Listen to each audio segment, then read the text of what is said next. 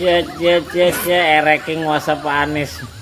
Katanya belum direspon. Emang nggak direspon, diblokir ya lo. Kalau gue jadi Pak Anies gue blokir.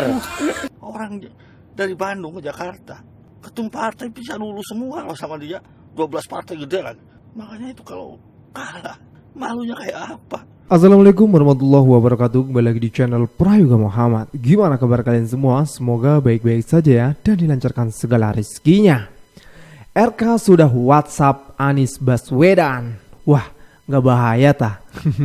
Lagi nungguin responnya ya. Nah teman-teman semua, kenapa kok RK ingin bertemu dengan Pak Anies Baswedan? Karena RK tahu kalau di Jakarta itu banyak sekali ya pendukung dari Pak Anies sendiri. Makanya Pak Anies ini diperebutkan antara RK dan juga Pak Pramono Anung.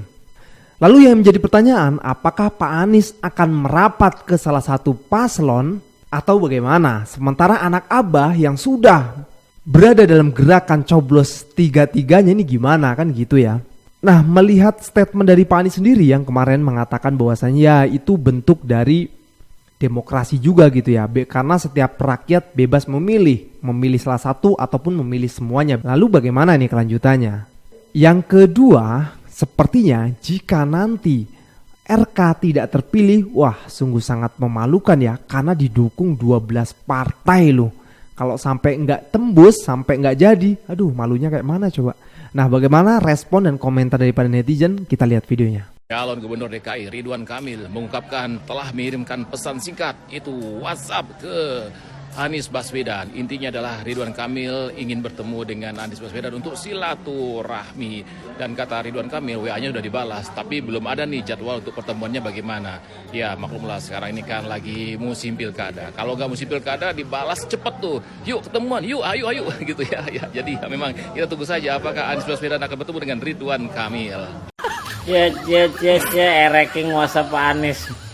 Katanya belum direspon. Emang nggak direspon, diblokir ya lo. Kalau gue jadi Pak Anies gue blokir. Udah pakai respon lagi. Baca, iya nggak? Begitu dibaca, udah jangan dibales Pak. Mau ngapain WhatsApp? Hah? Minta dukungan? Hah? Nggak jelas lu. Nggak usah WhatsApp abang gua. Udah aja sono minta tolong sama pasukan Kim Jong Un lo. Sorry ya. Gua nggak ngebayang kalau Ridwan Kamil kalah di Jakarta. Itu ketum-ketum partai Kim Jong Un itu malunya kayak apa, ya kan? Kadang-kadang gua bingung, aneh. Orang dari Bandung ke Jakarta, ketum partai bisa lulus semua kalau sama dia. 12 partai gede kan. Makanya itu kalau kalah para ketua tim Kim Jong Un itu malunya kayak apa? Nggak ngerti deh gue itu peletnya dari mana itu Ridwan Kamil. PDIP dengan kalah sendiri, kalah menang itu udah terhormat. Tukang bangun masjid ini kata-katanya tidak seperti orang yang rajin ke masjid. Twitternya jadi viral setelah dia jadi calon gubernur Jakarta. Misalnya kalau buka rekening harus lihat lingkar dada customer service-nya dulu. Dia juga bilang guru SD-nya seksi, susu Aura kasih sehat dan montok. Tok, Rahma dibilang besar. Langit biru seperti Miyabi. Dan bilang Presiden Soekarno gila wanita. Lebih parahnya Cak Bupini ngata-ngatain orang Jakarta. Orang Jakarta itu songong, tengil, dan pelit. Rakyat Jakarta juga dibilang kampungan. Mangga Besar dibilang nggak jelas dan menggelinjang. Dia juga nggak ada alasan untuk menyukai Jakarta. Kalau kamu pilih dia, boleh aja asal kamu bisa menerima kekurangan tadi. Lanjut bongkar jejak digital siapa ya? Coba follow dulu nanti aku lanjutin. Setuju Bang Refli, nggak usah lama-lama ya teman-teman. Ini sudah momentumnya, ini sudah waktunya.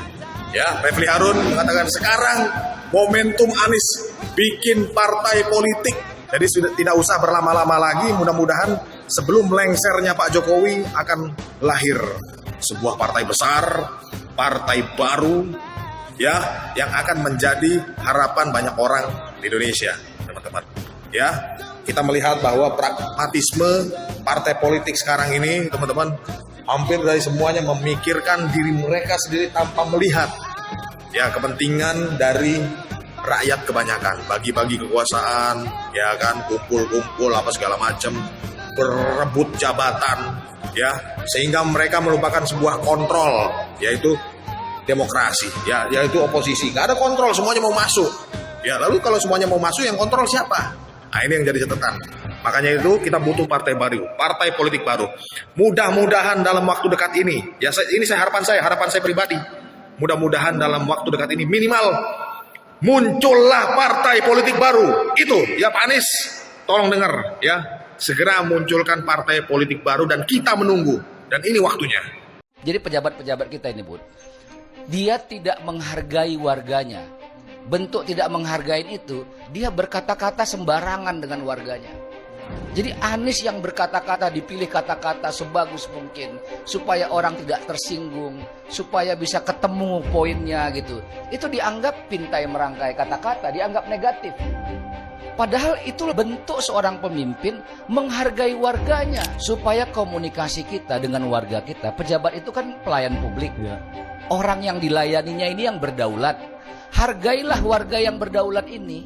Dengan cara apa? Yang ngomong dengan bagus, dengan santun, ngomong yang punya nilai, yang punya value, ngomong yang produktif. Jangan ngomong yang sembarangan. Ini prinsip dasar dalam kepemimpinan yang selama ini menurut saya diabaikan. Ya, gue setuju banget ya. Karena memang seorang pemimpin tuh bicaranya itu harus mempunyai nilai. Dengan begitu rakyatnya pun ikut gitu loh. Ikut menjadi cerdas juga. Tapi nyatanya per hari ini banyak juga rakyat yang mengatakan Pak Anies itu hanya sekedar omon-omon. Padahal Pak Anies itu punya gagasan visi misinya jelas gitu loh. Dan juga ya melihat jejak digital dari Pak Ridwan Kamil kok ngeri-ngeri sedap ya. Mirip-mirip dengan Fufafa. Untungnya Pak Anies nggak seperti itu ya teman-teman semua. Bicara soal Fufafa ini bagaimana nih Pak Prabowo kok seperti tidak menanggapi ya. Memang banyak sih rakyat yang mengatakan seperti itu. Kenapa kok Gerindra Pak Prabowo seperti tidak menanggapi? Kalau menurut gue pribadi mungkin ya nunggu momennya. Karena Pak Prabowo belum dilantik nih. Mungkin ketika nanti sudah dilantik beda lagi teman-teman. Jadi kita harap bersabar. Oke, kita lihat videonya. Gila ya, kalau gue jadi Prabowo mungkin kayaknya gue sekarang udah baper deh.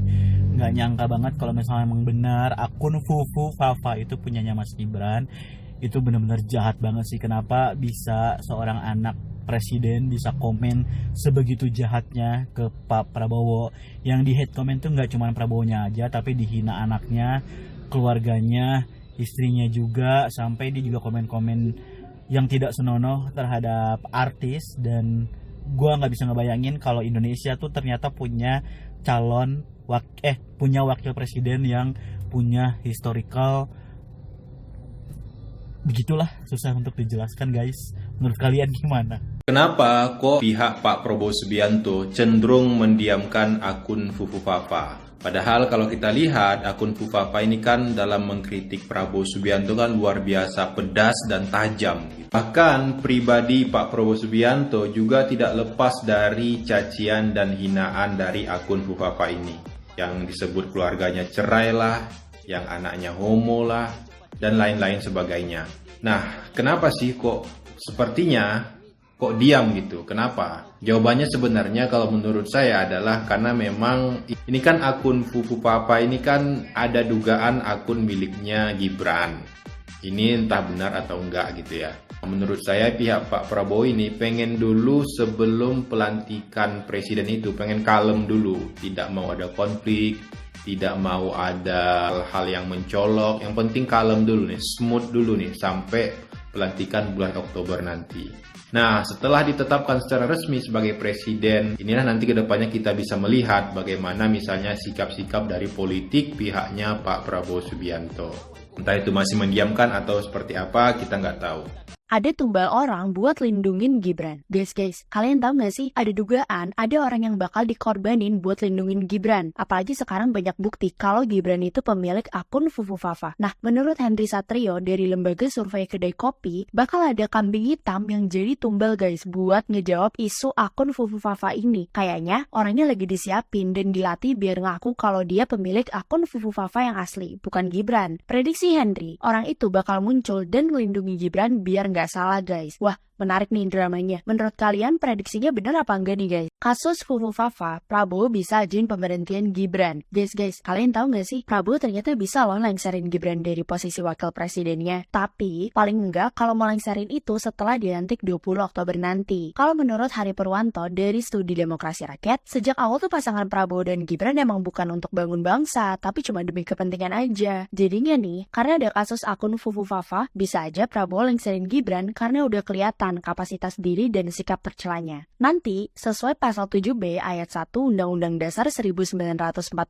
pemberhentian Wapres akan diajuin DPR ke MPR. Tapi sebelumnya harus ajuin permintaan dulu ke MK. Menurut kalian, kalau terbukti pemilik akunnya Gibran, Prabowo bakal berhentiin Gibran gak guys? Jangan kaget ya, kalau ke depan itu wakil presiden Prabowo bukan Gibran Raka Buming Raka tapi Puan Maharani. Kenapa Puan Maharani? Sederhana, karena hanya Puan yang punya harga di mata Prabowo, tepatnya PDIP dan Megawati. Yang lain nggak ada harganya, karena yang lain itu seperti kerbau dicucuk hidung. Dan Puan Maharani bukan sosok yang dalam tanda kutip quote unquote berbahaya bagi Prabowo Subianto. Gibran juga tidak berbahaya, cuman masalahnya Gibran menjadi liability bagi pemerintahan Prabowo nantinya. Karena penolakan terhadap Gibran akan senantiasa terus-menerus terjadi dan itu tidak efektif, tidak baik bagi pemerintahan Prabowo ke depan.